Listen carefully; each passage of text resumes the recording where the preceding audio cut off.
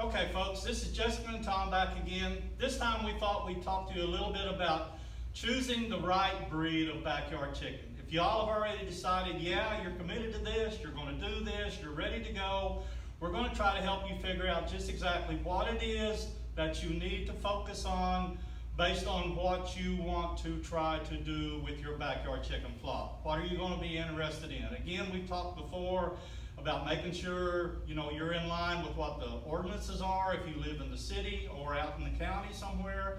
Know what those ordinances are. Make sure you're legal in terms of how many birds you've got, whether you can or cannot have roosters. And again, you don't really need roosters. The hens will lay eggs when they get old enough. Without the roosters, they won't be fertile eggs, so you can't hatch them and make more baby chicks or give them away to somebody and hatch more baby chicks. But they'll be eggs, and if that's what you're looking for, that's all you need. You won't need the roosters. So be aware of that. But as you start, think about before you actually go out and get your chickens, what do you want to do with that flock? What are you most interested in? Are you looking at more of an egg situation, a meat situation, a dual bird, purpose breed situation that will give you good qualities of both? Have some kind of a plan in mind, because that will help us help you figure out just exactly what kind of breed of chicken that you actually need to be looking for. Are you just doing it for fun? You not really care about the eggs or the meat, you just want to have some backyard chickens. You like different colors, you like different sizes. Again, chickens come in different sizes. You can get bantams that are, just a little miniature version of what a regular sized chicken is. Is that something you're interested in? Is it breed preservation? There's a lot of breeds that are endangered. There's not a lot of them left anymore. But again, you can get these breeds. Depending on what hatchery you go to, you can get something that's fairly uncommon. And if that's what you want, and if that's something that you're interested in, we can help you with that kind of stuff. So kind of get an idea of what it is you're interested in, how we can help you focus in on what your particular goal is. Kind of think about what the classification of those chickens are in terms of what you want to look for. Again, there's dozens and dozens of different colors of chickens out there. There's dozens and dozens of different temperaments out there. Some are more aggressive, some are more docile, some become pets easier than what others do. So again, think about that. Think also about where you live. If you're here in Mississippi looking at this, Mississippi's hot, humid climate in the summertime, compared to somewhere else that may be, Wyoming, Colorado, somewhere it stays colder all the time. Different breeds of chickens are more prone to do well in one region of the country or another. Some are grown basically to do well in a hot, humid climate. Some do not do very well in a hot, humid climate, but there are others that do well in a colder climate.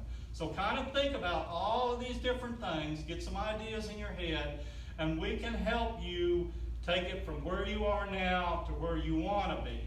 So with that said, I'll turn it over to Jessica and let her kind of go into a little bit more detail about what I just mentioned. All right, so if you've made your decision on what you want this flock to do long term for you, it's now ready to it's time to select your breed. There are tons of breeds out there. Chickens, there's no shortage of breeds. They come in all kinds of breeds, and if you look under those breeds, you can get all kinds of colors and varieties within that breed. So for instance, if we look at a Mediterranean breed, they're known for their laying abilities. And under that, Leghorns fall under that. Most people are really familiar with the Mediterranean Leghorns. And under a Leghorn, you can get all kinds of colors. So there's not just one single white Leghorn that most people think about. There's also a lot of others that fall under it. Once we decide what we want that flock for, we can now choose that breed that we're going to have. And you can also have multiple breeds. If you have youth at home, maybe you want to do this for egg laying purposes. You don't plan to process any birds out. You don't want to collect meat. We're only going to gather eggs from this flock. Then you probably want to go with one of those egg layer breeds. Something like a Mediterranean breed would be great. However, if you just want eggs for your family, a dual purpose bird that's not known for egg laying is going to work just fine. Any chicken is going to lay enough eggs for you to consume at home. Those dual purpose are really good in regard to they serve two purposes. Okay, when we talk about a dual purpose bird, not only are they going to lay good, but they're also going to give us meat quality. So basically, when we look at that we have a really high egg quality, generally that meat production falls off. They don't go hand in hand. So as I rise up in meat production, I decrease in egg production. That dual purpose meets in the middle. So we're gonna have a pretty good amount of meat and we're gonna have a pretty good amount of egg. We're not gonna be great in either category. But for our purposes at home, dual purpose are a really good bird for that flock.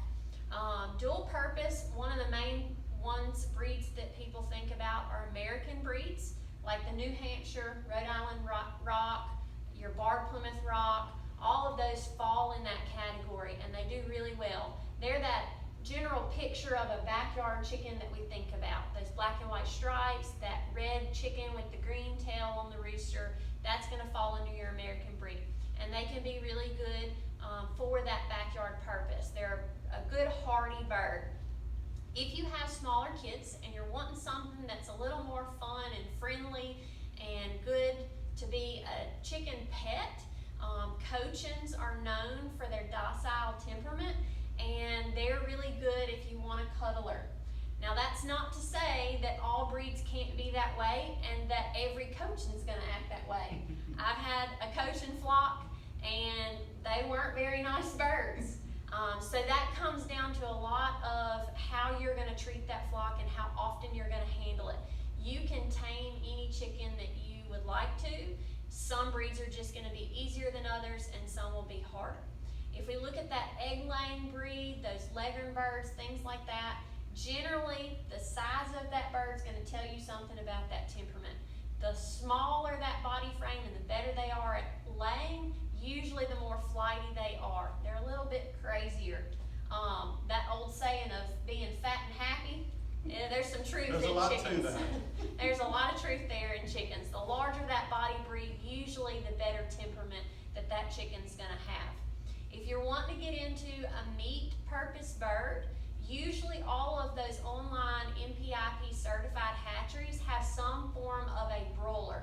These are not the broilers that you're gonna see in a commercial house, but they're gonna closely mimic that bird and they're gonna be able to put on weight and utilize for processing. Also, those commercial birds, if we trace it back, they generally come from some type of Cornish cross. And if you want to get into a meat type bird, you could utilize that Cornish for that as well. Cornish have a large breast to them. They're good for that meat production. You're not going to get very many eggs off of a Cornish though. So don't buy a Cornish if you're wanting eggs. Again, there's a lot of variety out there and maybe you don't really want eggs or meat. Maybe you're just wanting something that's fun. Those fancy chickens, all those ones that we see pictures of. Silkies come up a lot. A lot of people like silkies. I will say that silkies take a little more maintenance. Those are those chickens that don't actually have the same feathers as a normal chicken. They look more like rabbit fur with their down. They're real soft, but they can also get really dirty really quick. So think about that option as well. Those Polish chickens, the ones that have that fun top knot on their head. All of these varieties are out there. You can go as fun and crazy as you want with these chickens, but keep in mind what you're buying it for. I will say that a good resource that I utilize is the 4-H Guide to Raising Chickens. It talks a lot about how to start your flock, how it can be utilized with youth and kids, and it goes over a lot of those breeds that I mentioned and what breed is going to suit your needs best. If we really want to get down to reading and figuring out everything about a flock, you can also pull a Standard of Perfection. It's going to go in a lot more detail. I have a really old copy of Standard of Perfection. This has been around a long time, but it's going to give you all the aspects of that breed and what that breed should look like. Again, think about where you're buying from and the purpose of that flock. And if you have any more questions, obviously, please call and contact me and Tom, and we'd be glad to assist you. We're home, still in COVID-19 shelter in place, so we're here to answer your needs. We're a little stir crazy. We might like to answer that phone. That's right. We welcome the opportunity. Yes. Still not able to cut our hair. Still not getting out too much, but we would be glad for you guys to tune in and